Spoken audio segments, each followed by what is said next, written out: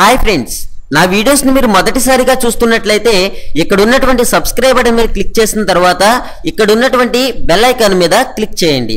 ఇలా చేయడం ద్వారా ప్రతిరోజు కూడా మీరు వీడియోస్ అనేవి నోటిఫికేషన్ ద్వారా పొందొచ్చు. హాయ్ ఫ్రెండ్స్, నా పేరు నాగేశ్వరరావు. మీరు చూస్తున్నారు తెలుగు కాంపిటేటివ్ ఎగ్జామ్స్. చూడండి ఫ్రెండ్స్, తెలంగాణ రాష్ట్ర పోలీస్ నియామక బోర్డు నిర్వహించినటువంటి ఎస్ఐ ప్రాథమిక పరీక్షలో ప్రశ్నలు తప్పుగా వచ్చాయంటూ హైకోర్టుని ఆశ్రయించినటువంటి విద్యార్థులకి ఊరట అనేది లభించింది. కీని 27న నియామక బోర్డు అధికారిక వెబ్సైట్ లో ఉంచారు. అభ్యర్థుల అభ్యంతరాలని పరిశీలించిన తర్వాత ఫైనల్ కీని విడుదల చేశారు.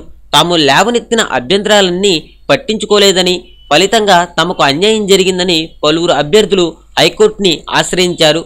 మనకి చూడండి, ఈ యొక్క సెట్ బిలో 117వ ప్రశ్న ఇది వచ్చేసి మనకేంటంటే ఫసల్ బీమా యోజనకి సంబంధించినటువంటి ప్రశ్న ఒకటి. అదేవిధంగా 138వ ప్రశ్న ఇది సుభాష్ చంద్రబోస్కి సంబంధించింది. 172వ ప్రశ్న ఇది స్టేట్ జిఎస్టీకి సంబంధించింది. 181 మరియు 185 ప్రశ్నలు ఇది ఏంటంటే తెలంగాణ పోర్యాత్రకి సంబంధించింది. 189వ ప్రశ్న గీర్ గ్లానీ కమిటీకి సంబంధించింది. ఈ విషయంలో అభ్యర్థులు ఏంటంటే అభ్యంతరాలు వ్యక్తం చేస్తూ ఈ యొక్క హైకోర్టులో పిటిషన్ అనేది వేయడం జరిగింది.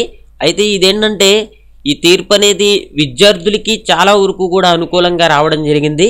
అయితే ఏంటంటే ఈ యొక్క న్యాయవాదులు వాదించుకున్నప్పుడు ఈ మార్కులు అనేవి కలిపి మళ్ళీ రిజల్ట్ అనేది ఇవ్వడం చాలా వరకు కూడా కష్టంగా ఉంటుంది అని చెప్పి వాదించడం జరిగింది.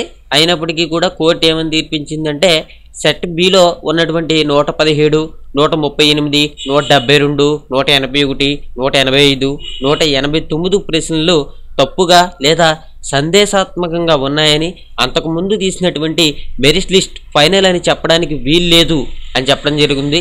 అదేవిధంగా మనకేంటంటే 6 ప్రశ్నలను తొలగించి కొత్తగా సవరించిన జాబితాను ప్రకటించాలని చెప్పి జాబితాతో పాటు వారికి వచ్చిన మార్కులను హాల్ టికెట్ నెంబర్తో సహా ప్రచురించాలని ఆదేశించారు. మొత్తం ప్రక్రియ పూర్తయ్యే వరకు తదుపరి పరీక్షలు నిర్వహించరాదని పోలీస్ నియామక బోర్డుకు స్పష్టం చేశారు. ఓకే, ఇది ఫ్రెండ్స్. ఇదేంటంటే మళ్ళీ మనకేంటంటే రిజల్ట్ అనేది రావడం జరుగుతుంది. ఎవరైతే జస్ట్ మిస్ అయిపోయారో అంటే చూడండి 2 మార్కుల్లో 3 మార్కులు ఎవరైతే క్వాలిఫై అవ్వకుండా ఉండిపోయారో వాళ్ళందరూ కూడా ఏమీ కూడా నిరుత్సాహపడవలసినటువంటి పనేమీ లేదు.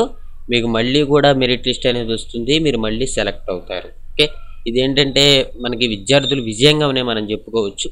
చూడండి ఫ్రెండ్స్, మీరు తెలుగు కాంపిటేటివ్ ఎగ్జామ్స్ అనే ఛానల్లో సబ్స్క్రైబ్ చేసుకోవడం ద్వారా ప్రతిరోజు జాబ్ ఇన్ఫర్మేషన్ తెలుసుకోవచ్చు. అంతేకాకుండా మీరు కాంపిటేటివ్ ఎగ్జామ్స్ కూడా ప్రిపేర్ అవ్వచ్చు. Thank you for watching. Have a nice day.